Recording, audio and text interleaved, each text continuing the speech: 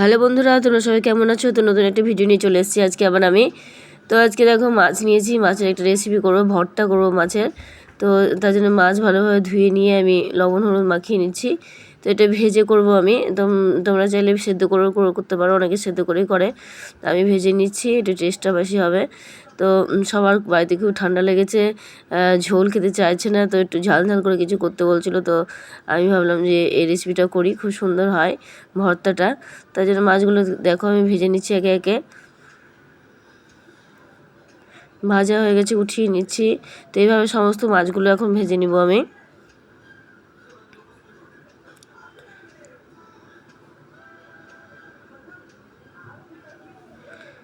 এই যে ভাজা হয়ে গেছে, উঠিয়ে নিচ্ছি।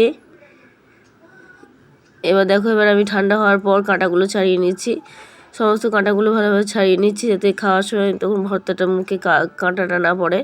কাঁটাটা পড়লে তখন খাওয়াটা অসুবিধা হয়ে যায়। তো কাঁটাগুলো সব ছাড়িয়ে নিলাম।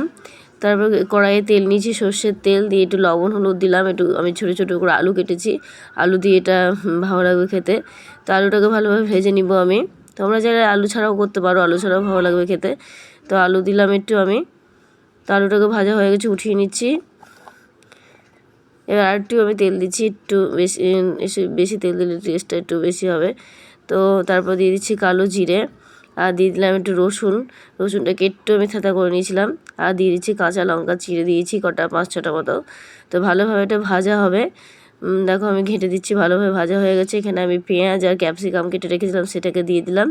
আর দিয়ে দিচ্ছি টমেটো কুচি, দিয়ে দিলাম একটু লবণ পরিমাণ মতো, একটু চিনি দিয়ে ভালোভাবে এটা একটু ভাজা হবে পেঁয়াজটা। খেতে কিন্তু অসাধারণ লাগে খেতে। যাদের রুচি নেই মুখে বা তরকারি ঝোল খেতে ইচ্ছা করছে না, তারা এই রেসিপিটা করতে পারো। তো দেখেন এখানে আদা আর আমি জিরে বাটা দিয়ে দিয়েছি, আর দিয়ে দিয়েছি আমি মিট মশলা ছিল সেটা, মানে চিকেন মশলা, সেটা দিয়ে দিলাম। একটু গোলমরিচ গুঁড়ো আর কাশ্মীরি লঙ্কা, কালারটা খুব সুন্দর হবে। তো আলুটাও আমি দিয়ে দিলাম, সেদ্ধ হয়ে যাবে আলুটা এই কষানোর মধ্যেই। আর একটু দিয়ে দিচ্ছি গরম জল, তা আলুটা একটু ভালোভাবে সেদ্ধ হয়ে যাবে।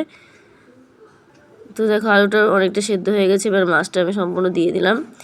এবার একটু নেড়ে নিব ভালোভাবে। হয়ে এসছে এটা। একটু গরম মশলা দিয়ে দেবো, আর একটু দিয়ে দেবো কাঁচা লঙ্কা চিড়ে। খেতে কিন্তু অসাধারণ লাগে, তোমরা ট্রাই করতে পারো, নতুন রেসিপি। বাড়িতে তো সবার খুব ভালো লেগেছে এটা।